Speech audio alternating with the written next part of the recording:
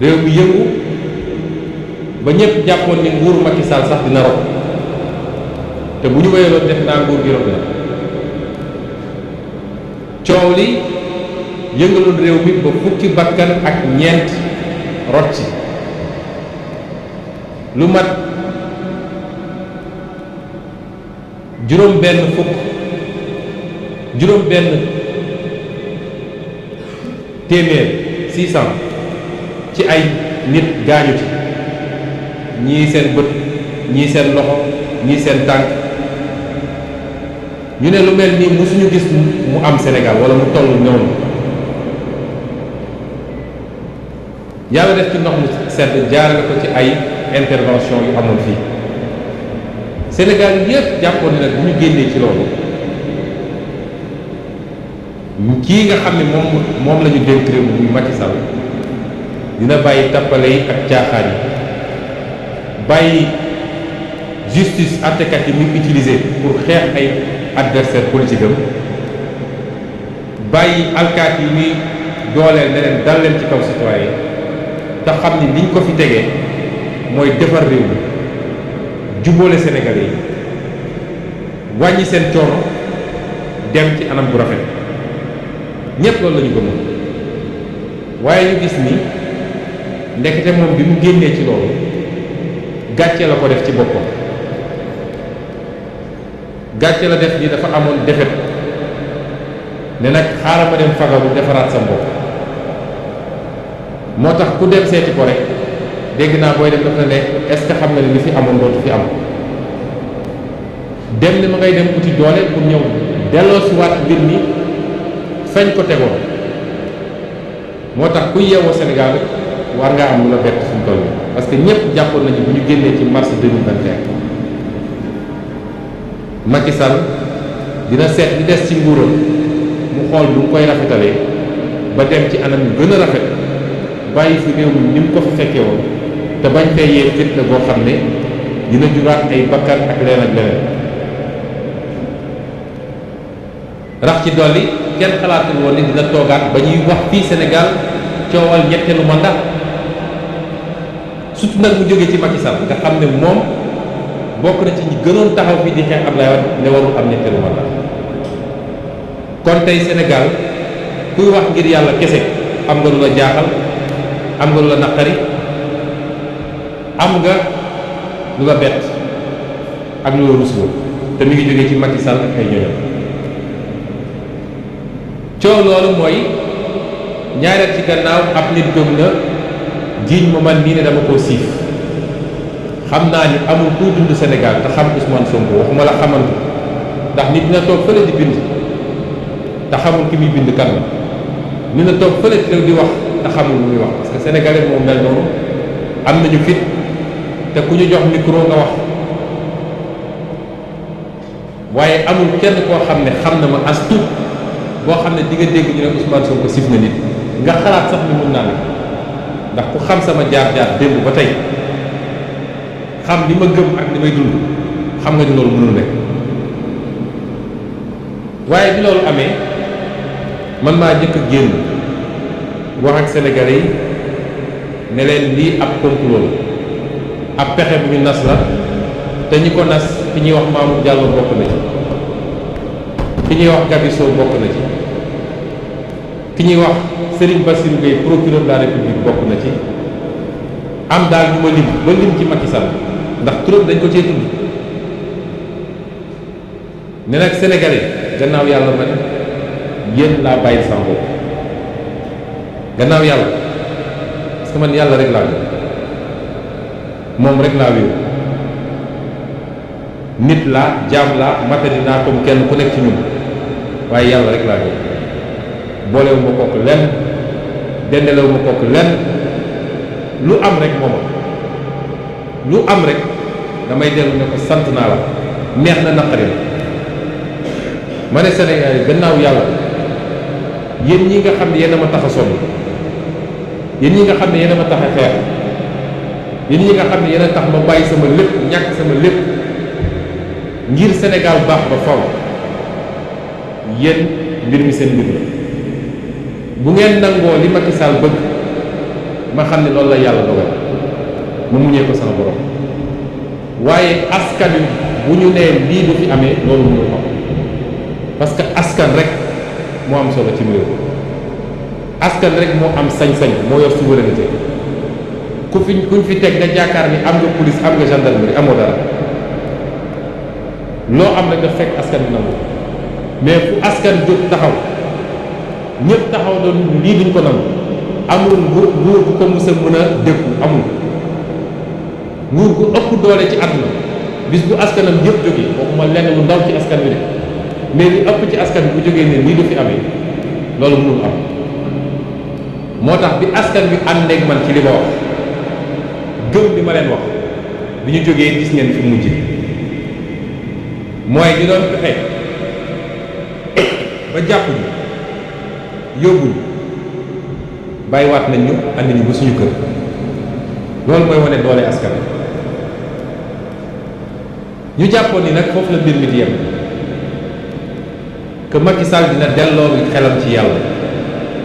bàyyi justice bi muy utiliser ngir di song ay adversaires politiques ndekete moom dafa wuti woon doole pour ñëw ne foofu rek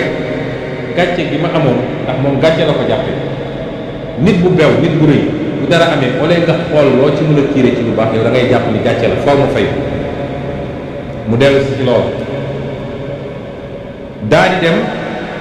li nga xam ne moo ne woon seen li ñu laloon depuis début te li ko gën a firndeel mooy benn jigéen bu ñuy wax Dior Diagne soxna la ci Antoine Diome bi nga xam ne mooy ministre de l'Intérieur dafa am lu mu rëccaloon ci jamono jooju defe naa loolu mu rëccaloon yéen ñëpp gis ngeen mu rëccal ab message boo xam ne da ko doon yónnee keneen daal di jum yónni ko kenn ku ma jege lan la ci wax mooy dossier bi bu leen ko tëj ndax bu ngeen ko tëjee réew mi day tàkk manifestation dina jóge fu ne fii ak bitim réew te loolu baaxul ci réew mi baaxul ci nguuru Macky Sall la ngeen di def mooy da ngeen koy bàyyi mu toog këram bu ko defee enquêteurs yi woo ko di ko laaj ay questions juge bi programmé procès ba nag bu ñëwee procès yàq der la ndaw si ñëw naan fii la ma jaar def na ma lii def na ma laa bu ko defee daram yàqu ci Sénégal yëpp dootul mën a taxaw laaj baatu Sénégal yi lii moo ne woon seen law seen pexe ñu nas ko lii la ñu wóyale waaye pour def ko il fallait ñu dem pour ñu leen koy defal moo tax su ma déggee ñu ne tànn nañu seeni juge ba noppi du mën a déet ndax li jiitu moo tax ñu war koo xam naka la ñu tànnee Omar Maham Diallo bi nga xam ne mooy juge d'instruction benn ñu ngi ko tànn ci wàllu mbokkoo parce que wax su jotee dañ koy wax nañu bàyyi raay wax dañ koo tànn ci wàllu mbokkoo ndax moom li mu seet ak ñu bëri ci gouvernement bi mel ni ñoom Abdoulaye Daouda Diallo ak ñeneen ak ñeneen ñun xam nañ ko ñu tànn ko ci wàllu mbokkoo ak wàllu waaso loolu méthode Macky la waaye li mu bëgg du am mooy du mus a dox ba féewale xeet yi am Sénégal ak ethnie yu am Sénégal ndax fii ñëpp bokk ndey ak baay waaye loolu mooy premier critère ñu wëlbatiku tànn ko ci kaw moom bi mbir mi ne kët ne jonn page Facebook am bi mu yor daf cee dugaloon benn texte bu mu publier bu mu partagé texte boobu ki ko bind dafa ne woon Ousmane Sonko dañ ko war a yóbbu kaso moo def lii moo def laa moo def lii te xam ngeen ni kuy juge dañ laa aaye ngay génn yu mel noonu ñu ko publier ndax juge dafa am benn obligation bu mu am obligation de réserve dossier bu nekk en cours tribunal même su dee yow yaay yor dossier wu da nga cee war a maandu kon moom loolu rek disqualifié na ko loolu rek waroon tax mënuñu koo jox dossier waaye loolu moo tax ñu dem jëli ko Ziguinchor parce que il leur fallait ñu am koo xam ne li ñu bëgg dina ko def ñu tànn ko ci anam yooyu daal koy jël waajal ko la ndax def nañu 8 mois balaa ñu koy jël bi ñu ko jëlee toogaat na lu mat 7 mois laalu dossier ñu ne dégg nañ ko ci te weddiwuma ci dara ndax keroog bi ma duggee ci bureau fekk ñu sotti saafara ci suufu bureau bi yëpp mu dem ut ay bandage ñu bandal ko loxo bi juge bu nar jàmm du def loolu lan moo jar loolu yëpp ci dossier boo xam ne instruction kese la ba ñu génnee laa ne samay avocat kii def na ordonnance bu yàgg ba tey li muy def nii yëpp day mettre la forme rek mooy nirul rek waaye jël na ordonnance ba pare man loolu laa gëmoon te histoire war na kooku la ñu jël jox ko dossier bi ne ko fexeel yaa xam nooy def waaye li ñu bëgg ci yow mooy fexeel rek ba renvoyer à la procès mu dellu ci li ma waxoon ci message Dior Diagne lan moo la firndeel ni Omar Maham Diallo deful instruction ci dossier bi lan moo firndeel ni moom li ma tuddee léegi ni moom dama jàpp ni magistrat Macky Sall politicien la boo xam ne mën nañ ko jox carte APR te dafa yokk ci liste yi nga xam ne dañoo bokk ci complot pour écarter un candidat à une élection présidentielle te duñ ko mës a baal parce que responsabilité dafa am solo faut que mu xam ni li muy def dafa am responsabilité naka la ñu mën a joxee juge d'instruction ab dossier bi ki nga xam ne moom moo accusé ki nga xam ne moo jiñaat ba léegi andiwul benn preuve benn preuve andiwuñ ko dañ ne am nañu ay vidéo am nañu lii am nañu laa ñu toogee ci kanam juge d'instruction ñu ne leen te ngeen andi li ngeen waxoon teg amul benn preuve bu ñu génn dossier ba mu jeex tàkk benn preuve amu ci boo xam ne nee nañu Ousmane Sonko ko def na ni waaye ñun ñi nga xam ne dañ ne complot la dañoo andi suñu preuve mu ne fàng lan mooy suñu preuve nee nañu dossier bi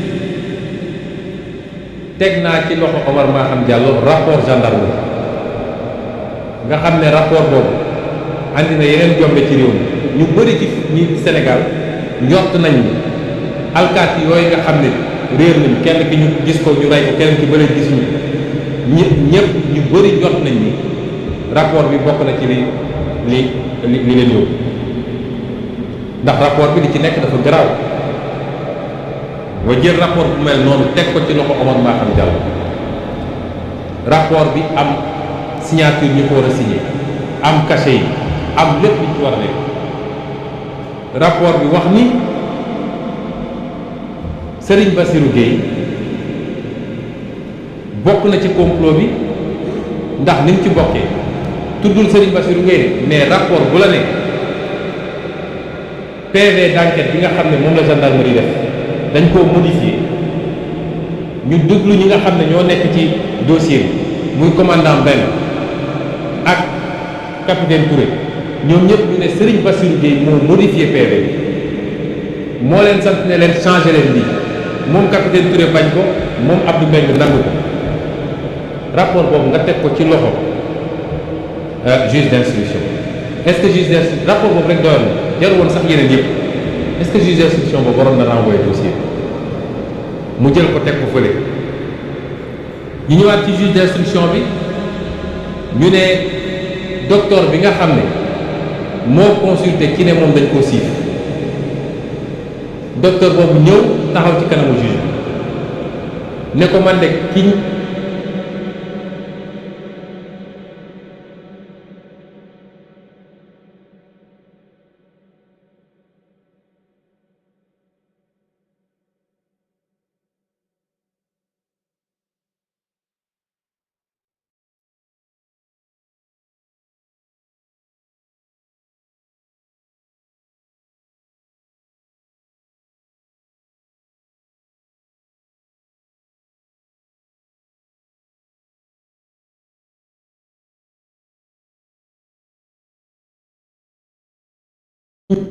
kii ma ñiy wax bi ma ko jëlijee ba xool ko gis ma benn mandarga boo ne lañ ko siif te man bi mbir mi amee maître Gabisso moo ma woo ne ma demal jëlal ma xëy la lendemain defaguma sama PV Mamour Diallo ak Gabisso di ma woo yemul ci foofu de dafa dem ci huissier ñu constaté ko appel yi nga xam ne Mamour Diallo ak Gabisso ñu ko doon woo dafa dem ci huissier constaté ko mu jël audio boo xam ne Mamour Diallo moo ciy wax ne ko est-ce que mën nga génne guddi gi ci couvre-feu bi ñu gisee te Mamour Diallo nee na moom yéegul dossier bi dul fan yi la koy doog a yéeg la ciy doog a dugg yooyu yëpp bu boole clé USB beeg yooyu yëpp jox ko juge ba pare ne juge bi boobu ba léegi ñu may menacé de mort ñëw nañu sama kër daj ko toj nañ sama oto toxu naa toxuwaat déposé naa plainte gendarmerie juge d'instruction bu am loolu est-ce que war na yóbbu dossier bi instruction est-ce que war na ko yóbbu procès juge d'instruction boo xam ne yor nga certificat médical boo xam ne nee na la fii viol amul loolu mën daal gaal ni jotee am na fi sax feeñul ci certificat médical waxuma laa viol nga jël loolu teg fële ne loolu intéressé wu juge d'instruction boo xam ne ña doon liggéey ci bërëb ba yëpp déglu nga leen nu mu tuuti tuuti ñeent wala juróomi ñëpp ne la lii ngay wax mënul ne yéeguma ko te maa ngi woon ci bërëb ba toog xanaa ko ñuy siif sax di nga weqatu wala di nga yóbbu wala nañ dégg nga jël loolu lépp teg fële ne ça ne m'intéresse pas juge d'instruction boo xam ne capitaine Touré bi nga xam ne moo def enquête bi def na déposition ne ko li ma mës a déclaré yëpp wax ko ci presse conférence confirmé naa ko j'assume nga jël loolu teg fële ne intéressé wu juge d'instruction boo xam ne ki ñuy wax MC Mbaye Niass woolu nga ko mu ñëw lu mu ñëwee nga ne ko yow li nga wax foo ko teg mu génneel la clé USB boo xam ne ay audio moo ci nekk audio yooyu ki nga xam ne moo ne dañ koo siif moo ne siif bi musul am jote sax amu fi waaye ñoom Mamour Diallo moo ma dugal ci lii ba pare ne ma débrouiller rek ba andil ma toq ma nii yaa xam foo koy jële juge d'instruction bu ñu jox loolu nga woo ki nga xam ne moo jiñaate de mu ñëw nga tegal ko audio bi ne ko ndax lii yaa ko wax avocat bu ngi toog mu ne waaw lii sama baat la man maa ko wax waaye dama doon foog moom dama ko doon làmbatu rek pour xool nga ne loolu doyu la yow juge d'instruction nga jël loolu teg fële juge d'instruction boo xam ne def nga li ñuy wax réquisition mooy dem nga Sonatel dem Tigo ñoom ñëpp nga jël numéro téléphone ñëpp nag muy ki jiñaate muy ki ko doon dawalal ñoom ñëpp ñu def réquisition résultat bi mu ñëwee ba egsi suñu loxo avocat ñun ñoo ko traité résultat yi wane ni la jiitu bés ba ci boppam ak ëllëg sa ñoom ñëpp ñu ngi doon wowante ba guddi googu yëpp feeñ réquisition nga xam ne kenn mënu koo trafiqué nga am loolu yow juge d'instruction mu leer ni lii association de malfaiteurs dañ koo comploté nga ne loolu doy la moom it daal di teg fële kon man jàpp naa ni Oumar Maham Diallo dafa def lu ko neex wala lu ñu ko sant bett ma nag ci li ma wax di jiitu waaye bett ma it ci dama gëm ni lu bëri def ko ci sago ndax ku dem foofu ci bureau fekk li fa nekk ci ay renseignements généraux fekk fa ci li fa nekk ci ñoo xam ne mën nañoo faat bakkan ci dul dara ñu ne foofu soo demee ñu naan audition bureau bi nekk en face yëpp ay renseignements généraux ñoo fay nekk ñay nekk foofu di yóbbu di andi te ñooñu tey ñoom ñooy instruire dossier bi ndax ñoom ñooy woo samay nit naan leen tel jour dina am telle chose am na ci benn alkaati boo xam ne Casamance sa dëkk Nappel la sant moo xam leen man damay wax nit ñi directement nekk ci mbir mi bokk na ci ñuy accompagner plaignant di ko andi te di nekk tout le temps bureau Oumar Maham Diallo moom mooy woo samay nit une semaine avant ne ko tel jour dina am confrontation tel jour dina am telle activité kooku mooy joxe léegi information yi kon moom instructeur dossier bi man loolu laa gëm magistrat yi nag il faut jël seen responsabilité parce que bëgg a jaamu état bëgg a jaamu exécutif ñoom waratuñu taxaw fii di wax indépendance de la justice parce que amul sénégalais bu gëm indépendance de la justice ci li gën a métti ci biir magistrat boo gën a am yaakaar ñaare bis buñ ko booy ci yenn poste yi dootoo ko xamee Oumar Maham Diallo bañal ñu lu bëri ndax bañal nañu samay avocat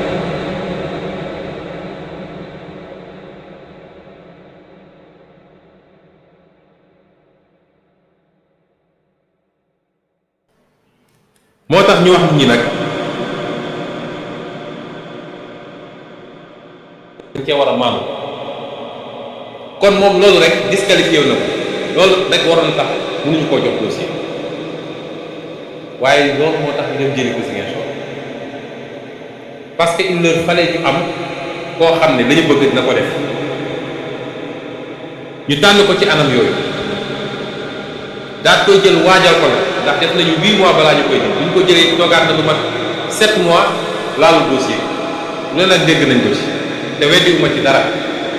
ndax keroog bi ma duggee ci bureau fekk ñu sotti saafara ci suufu bureau bi yëpp mu dem ut ay bandage ñu bandal ko loxo bi juge ak bu nat jàmm du def loolu lan moo jar loolu yëpp ci juge dossier boo xam ne instruction kese la ba ñu génnee laa ne samay avocat kii def na ordonnance bu yàgg ba teg li muy def nii yëpp day mettre la forme rek mooy nirul rek waaye jël na ordonnance ba pare man loolu laa gëmoon nga histoire war na kooku la ñu jël jox ko dossier bi ne ko fexeel yaa xam nooy def waaye li ñu bëgg ci yow mooy fexeel rek ba renvoyer à la poste mu dellu ci li ma waxoon ci message Dior Diagne lan moo la firndeel ni Omar Maham Diallo deful instruction ci dossier bi lan moo firndeel ni moom li ma tuddee léegi ni moom dama jàpp ni magistrat Macky Sall politicien la boo xam ne mën nañ ko jox carte APR te dafay yokk ci liste yi nga xam ne dañoo bokk ci complot pour écarter un candidat à une élection présidentielle te duñ ko mës a baal parce que responsabilité dafa am solo faut que mu xam ni li muy def dafa am responsabilité naka la ñu mën a joxee juge d'instruction ak dossier bi ki nga xam ne moom moo accusé ki nga xam ne moo jiñaat ba léegi andiwul benn preuve benn preuve andiwuñu ko dañ ne am nañu ay vidéo am nañu lii am nañu laa ñu toogee ci kanam juge d'instruction ñu ne leen te ngeen andi li ngeen waxoon teg amul benn preuve bu ñu génn dossier ba mu jeex tàkk benn preuve amu ci boo xam ne nee nañu Ousmane Sonko ko def nañu waaye ñun ñi nga xam ne dañ ne complot dañoo andi suñu preuve mu ne fàng lan mooy suñu preuve nee nañu dossier bi teg naa ci loxo Omar Maham Diallo rapport gendarme nga xam ne rapport boobu andi na yeneen jombe ci réew mi ñu bëri ci ñi Sénégal njort nañ ni alkaati yooyu nga xam ne réer nañ kenn ki ñu gis ko ñu rey ko keneen ci bëri gis ñu ñëpp ñu bëri njort nañ ni rapport bi bokk na ci li leen yóbbu ndax rapport bi li ci nekk dafa garaaw wa jël rapport bu mel noonu teg ko ci loxo Omar Maham Diallo rapport bi am signature ñu ko war a signé am cachet yi am lépp liñ ci war a lekk rapport bi wax ni Serigne Bassirou Gueye bokk na ci complot bi ndax ni mu ci bokkee tuddul Serigne Bassirou Gueye mais rapport bu la ne PV d'enquête bi nga xam ne moom la gendarmerie def dañ koo modifié ñu déglu ñi nga xam ne ñoo nekk ci dossier bi muy commandant Mbengue ak capitaine Touré ñoom ñëpp ñu ne Serigne Bassirou Gueye moo modifié PV moo leen sant ne leen changé leen lii moom capitaine Touré bañ ko moom Abdou Mbengue nangu ko rapport boobu nga teg ko ci loxo juge d'instruction est-ce que juge d'instruction rapport boobu rek doyoon na jarul woon sax yeneen yëpp est-ce que juge d'instruction boobu waroon na renvoyer dossier mu jël ko teg ko fële ñu ñëwaat ci juge d'instruction bi ñu ne docteur bi nga xam ne moo consulté ki ne moom dañ koo siif docteur boobu ñëw taxaw ci kanamu juge ne ko man de kii ma ñiy wax bi ma ko jëlijee ba xool ko gisuma benn mandarga boo ne nañ koo siif te man bi mbir mi amee maître Gabisso moo ma woo ne ma demal jëlal ma ko ma xëy la lendemain defaguma sama PV Mamour Diallo ak Gabisso di ma woo yemul ci foofu de dafa dem ci huissier ñu constaté ko appel yi nga xam ne Mamour Diallo ak Gabisso yëpp ñu ko doon woo dafa dem ci huissier huissier constaté ko mu jël audio boo xam ne Mamour Diallo moo ciy wax ne ko est-ce que mun nga génn guddi gi ci couvre-feu bi ñu gisee te Mamour Diallo nee na moom yéegul dossier bi dul fan yi la koy doog yi la ciy doog yooyu yëpp mu boole clé USB beeg yooyu yëpp jox ko juge ba pare ne juge bi boobu ba léegi ñu may menacé de mort ñëw nañu sama kër daj toj nañ sama ko toxu naa toxuwaat déposé naa plainte gendarmerie juge d'instruction bu am loolu est-ce que war na ko yóbbu dossier d'instruction est-ce que war na ko yóbbu procès juge d'instruction boo xam ne yor nga certificat médical boo xam ne nee na la fii viol amul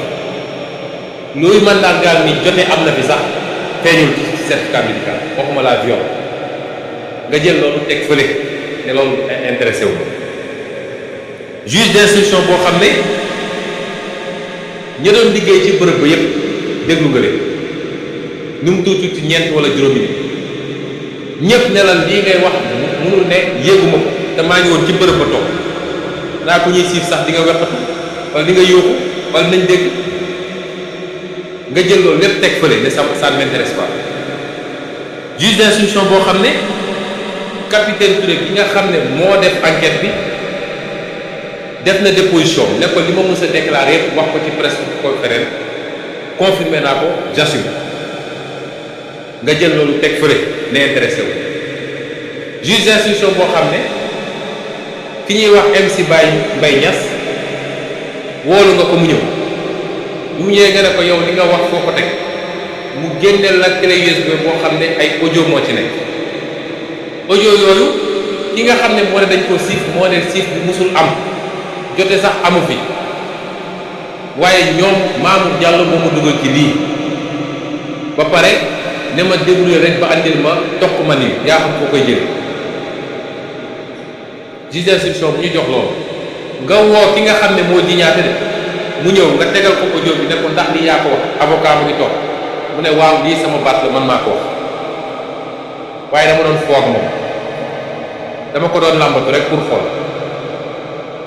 nga ne loolu doyu la yow juge d'instruction nga jël loolu teg fële juge d'instruction boo xam ne def nga li ñuy wax réquisition mooy dem nga Sonatel dem Tigo ñoom ñëpp nga jël numéro téléphone ñëpp nag muy ki jiñaate muy ki ko doon dawalal ñoom ñëpp ñu def réquisition résultat bi mu ñëwee ba egsi suñu loxo avocat ñun ñoo ko traité résultat yooyu wane ni la jiitu bés ba ci boppam ak ëllëg sa ñooñu ñëpp ñu ngi doon wowante ba guddi googu yëpp feeñ réquisition nga xam ne kenn mënu koo trafiqué nga am loolu yow juge d'instruction mu leer ni lii association de malfaiteurs dañ koo comploté nga ne loolu doy la moom it daal di teg fa kon man jàpp naa ni Oumar Maham Diallo dafa def lu ko neex wala liñ ko sant bettu ma nag ci li ma wax di jiitu waaye bettu ma it ci dama gëm ni lu bëri def ko ci sago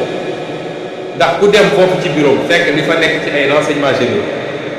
fekk fa ci li fa nekk ci ñoo xam ne mën nañoo faat bakkan ci dul dara ñu ne foofu soo demee ñu naan audition bureau bi nekk en face yépp ay renseignements généraux ñoo fay ñay nekk foofu di yóbbu di andi te ñooñu tey ñoom ñooy instruire dossier bi ndax ñoom ñooy woo samay nit naan leen tel jour dina am tel jour am na ci benn alkaati boo xam ne Casamance dëkk Nappel la sant moo wax leen man damay wax nit ñi directement nekk ci mbir mi bokk na ci ñuy accompagner plaignant di ko andi te di nekk tout le temps bureau Oumar Maham Diallo moom mooy woo samay nit une semaine avant ne ko tel jour dina am confrontation tel jour dina am telle activité kooku mooy joxe léegi information kon moom instructeur dossier bi man loolu laa gëm magistrat yi nag il faut jël seen responsabilité parce que bëgg a jaamu état bëgg a jaamu exécutif ñoom waratuñu taxaw fii di wax indépendance de la justice parce que amul sénégalais bu gëm indépendance de la justice ci li gën a métti ci biir magistrat boo gën a am yaakaar ñaare bis buñ ko booy ci yenn poste yi dootoo ko xamee Mahmoud Diallo bañal ñu lu bëri ndax bañal nañu samay avocat dañoo bind ne ko avocat yi nga xam ne bokk nañ ci complot bi faw nga déglu leen muy maître Dior Diagne ak maître Gabisso mu lànk ne du ko def ndax nee na ñooñu dañoo am kiiraay li ñuy wax immunité waaw du même justice moom juge d'instruction boobu ci tooga avant ak procureur du ñoom ñoo yëkkati woon sama kiiraay man en tant que député man dama gëm ni kiiraay député moo ëpp doole kiiraay avocat ndax député askan wi moo ko fal avocat nag profession ci ñetti fan lu musul am ci àdduna dañuy yëkkati sama kiiraay man kon su dee ay avocat ñuy ay citoyen bi ñëpp dem bokk ci association de malfaiteurs ñu ne ñooñu kenn du leen laal parce que rek avocat la loolu baro bi si boppam waru ko nangu te bind naa baro bi man bind naa ko ñaari yoon bind naa le parquet général juge bi bañal nañu ba li mujjee barki démb nga xam ne lu jaadu na ci procédure mooy réquisitoire bi nga xam ne kayit bi nga xam ne procureur moom la bind muy réquisitoire définitif samay avocat ne ko na leen ko communiquer mu laaj communiquer leen ko ba tey jii ñu wax ak yéen loolu jaadu na juge bi bañal na ma mun a génn réew mi te bi mooy ñetteel yoon bi mooy troisième fois man maay kenn ci maire ci Sénégal fal nañ ma maire depuis fukki weer ak lu tegu maire yëpp ngi génn dem defar seen coopération décentralisée ñi jumeleel ak dem participer ci forum internationaux yi pour lu ñu andil seen mairie mel man maay maire boo xam ne tey mënumaa génn Sénégal nee nañu je suis sous contrôle judiciaire pourtant bu leen nit bindalee lu leen neex nañ ko te nekk contrôle judiciaire nañ ko bàyyi mu dem bari mel man maay maire boo xam ne mënumaa génn tey réew bi ci mujjee mooy ñaar fukki fan ci gannaaw samay avocat déposé na ne ko suñu client dafa war a dem Guinée Conakry dafa war a dem Mali dafa war a dem Burkina Faso dafa war a dem Côte d'Ivoire ci cadre activité politique am mais ak aussi cadre maire parce que fu mel ni Mali dañuy terminer suñu accord de coopération ak commune Kati et fu mel ni Côte d'Ivoire commune Bouaké nga xam ne moom la ñu jumelé ba tey jii ba sànq tontu xanaa kay administration judiciaire le minimum mooy nit suñu bindee nga tontu ko ñaari at ñu tere ma génn réew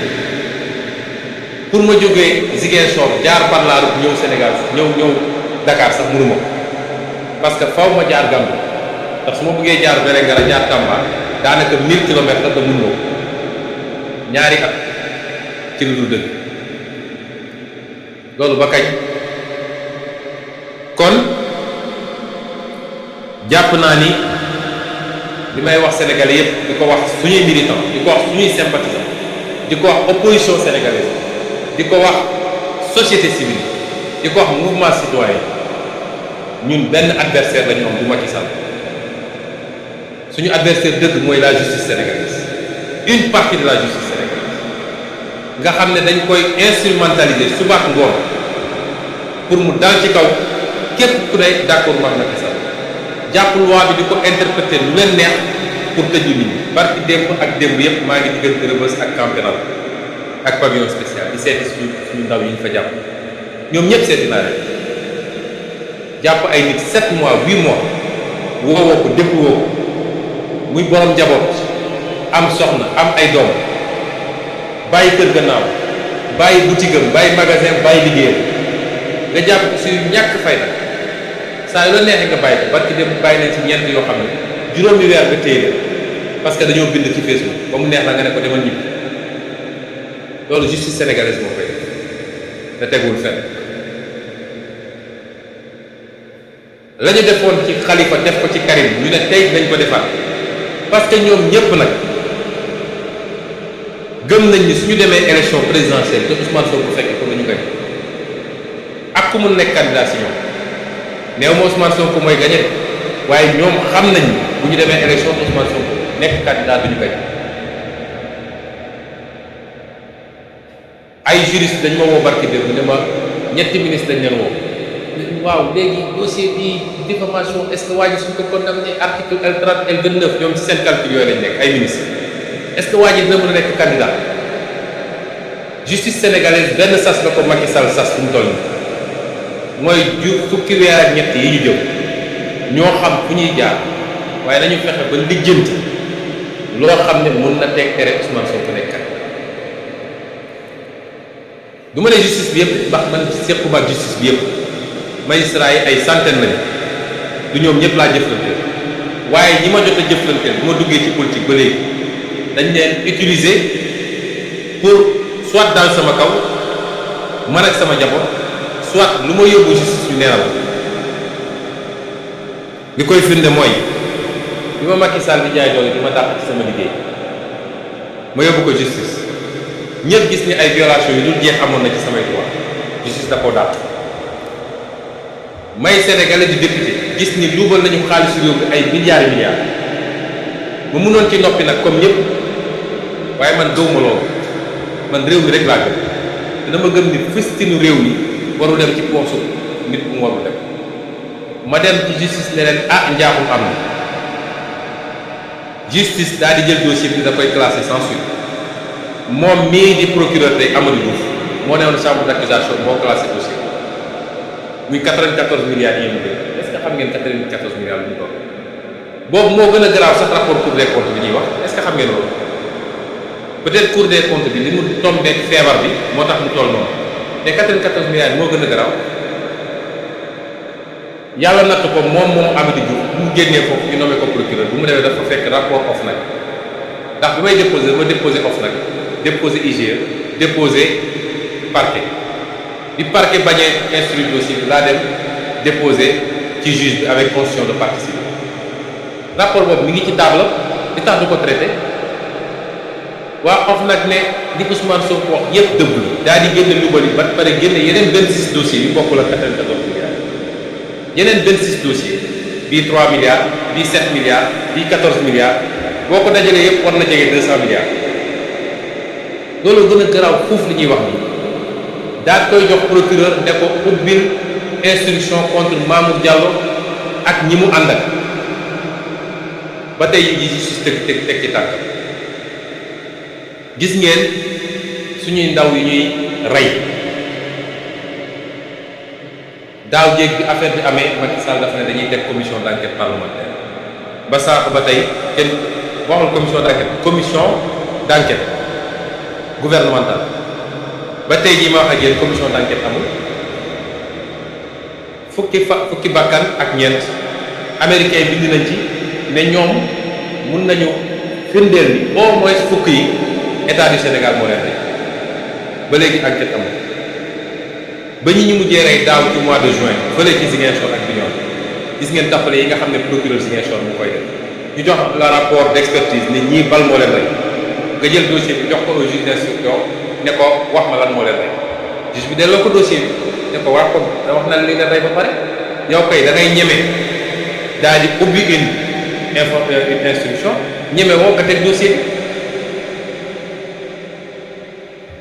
bi nga xool man mii di wax ak yéen rek déposé naa ay plainte déposé naa plainte contre Mamour Diallo pour complot association de malfaiteurs ak yeneen déposé naa plainte contre Adji Sarr déposé naa plainte contre Maître Kabis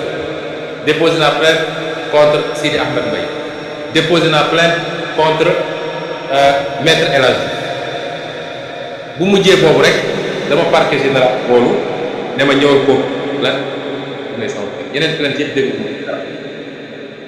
te pourtant il suffit nit sëqat rek ne maa ngi dem déposer une plainte contre Sonko bu gisee ñu mel ni ay nit ñu jëfu procureur di tëb di dal ku ne nekk ci parce que li ñu leen sant mooy góorgóorlu leen ba fukki weer ak ñett yi di ñëw lu ngeen ko mun a jaarale mais utal leen ñu loo xam ne Ousmane Sonko nekkat waaw lii lépp soo ko dajalee ci justice nga boole ko nit ñi ñuy jàpp chaque jour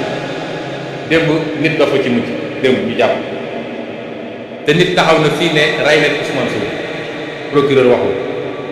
ñun dañoo dem ba léegi ñun daf ñoo soof moo tax dematuñu duñu déposer ay plainte soo seetloo bés bu ne nit saaga ñu attaqué ñu saaga xeet bu ñu bokk saaga région bu ñu bokk nga xam ne lu garaaw garaaw la ci équilibre réew mi doo dégg mukk justice yi boo waxee ñu ne dafa attaqué institution judiciaire moo tax ma ne ñun benn adversaire la ñu am ci politique jamono jii ndax ñoom la Macky Sall di jëfandikoo Macky Sall xam na ni moom ak partenaire ak coalition bi xajuñ ci ñoom wallaahi xam na te Omar Ba xam Diallo mii jël ordonnance am démb billaahi wallaahi wa taalaahi xam na ni waxul dëgg bu wéetee boppam xam na ni waxul dëgg xam na ni li mu def du droit xaw ma nag nga dañ ko menacé wala dañ koo jox xaalis wala mbirum bokk la moo xam waaye xam na ni li mu wax dëgg du droit moo tax ñu wax nit ñi nag nii ñun dinañu xeex man de li may wax li ma waxoon 2021 lay waxaat constitution dafa ne ku ñu bëgg a jaay doole am nga sañ-sañu xeex am nga sañ-sañu résister Macky Sall dafa war a xam ni li ko tax a sonn mooy ni muy def ba toogaat ci réew mi téye réew mi su ko jaralee benn ñun li ñu tax a sonn mooy fexe ba réew mi teguwaat ci yoon démocratie ñëw fi alal réew mi des ci réew mi sàcc mi jeex bi loolu jaral nañu téeméer moo tax bu yaakaaree ni police ak gendarmerie moo ñuy tiital ñun ndax na bopp injustice bi bëri na ci réew mi manifestation sax mënatuñ ko def ndax chaque jour ñu autorisé leen ñoom loolu ñëpp a ngi siy teg seen bët may wax ni droit boobu ma waxoon man 2021 ne j'invoque mon droit moi Ousmane Sonko mon droit personnel à la résistance ñu dem créer seen dossier ne appel à insurrection tey laa ko gën a wax ni buñ ci tollee parce que mi baa ngi dem te dinañ xam ni mën nañu la ñuy def te ñeme nañu booy dee ci àll dana ngay rey booy daanu na nga daanu avec dignité nit boobu sa dignité bi ngay fii dara desatu man loolu laa gëm te gëm naa ni ñu ànd ak man yépp loolu la ñu gëm ma yokk ci nag nii kilifa diine yi ci réew mi mbir mi bi mu amee daaw jéeg man demuma seeti kenn demuma ci benn kilifa diine ne ko wax ci demuma ci benn kilifa aada ne ko wax ci xam ngeen lu tax ñaar rek moo tax benn orma gi ma jox kilifa diine ba yenn yi bu ma bëgg dugal leen ci dama naan dañu def ñuy def rek lu yàlla def ñu xam ni nii la ñaareel bi wax naa leen ko léegi dama gëm yàlla d'abord waaye gëm ni askan wi tax ñuy sonn askan woowu toog di ñu seetaan ñuy faagatal moo tax bi may wax askan wi laa waxal mu amoon nag ay kilifa diine yoo xam ne teel nañ cee at wax ci wax bi am solo ñu ràññee ci ku lim juum nag waaye ñu ràññee ci sëñ Habib Sy Dabakh yéen ñëpp yéen ngi fàttewu fàttaliku taxawaayam te li mu doon wax bu ñu ko teeloon dégg mbir mi du egg foofu mu yegg moom yéen ciy fàttaliku sëñ Fallou Mbacké Jumaara rahimahullah nga xam ne ci diggante bi yàlla def na li gën ci moom lam ci doon wax buñ ko déglu woon mbir mi du egg fu mu egg ba li ci yàqu-yàqu ci ak ñeneen ñoo xam ne ci seeni xutba nee naa ko lim juum ay imam ay ustaaz ay prêtre am na ñu bëri ñoo xam ne waxoon nañ ci te ñun du ñoo dem laaj leen wax leen parce que dañoo jàpp ni bu ñu bokkee réew mi ñoom ñuy suñuy kilifa ci fànn boobu ñu nangul leen bu ñu gisee lu nar a yàq réew mi aajowul ñuy xaar ba ñun ñoo leen wax leen ci parce que tuuti nañ trop ci wax leen lu ñu war a wax lu ñu war a def waaye malheureusement kenn déglu woon ba mbir mi egg fi mu yegg bi mu yeggee fi mu yegg it gëm naa ne kilifa yëpp def nañ ci li ñu mën a def waaye sëñ Mountakha Mbacké yàlla na fi yàgg te wér dafa jël ay ndaw yebal leen, yebal ndaw bu mat ndaw nag muy sëñ Bassirou Porokhane. bi mu ñëwee ñun ñëpp dañoo daje fii lañ ko recevoir hôtel Mamour, yéen la presse na ngi woon foofu. mu wax ci kanamu àdduna yépp nag, parce que du loo xam ne dañoo tëjuwoon ci néeg di ko wax, moo tax xawiwu ma fi sutura may wax yëpp. su ngeen duggee léegi ci YouTube gisaat vidéo mu wax ñëpp dégg ko mu ne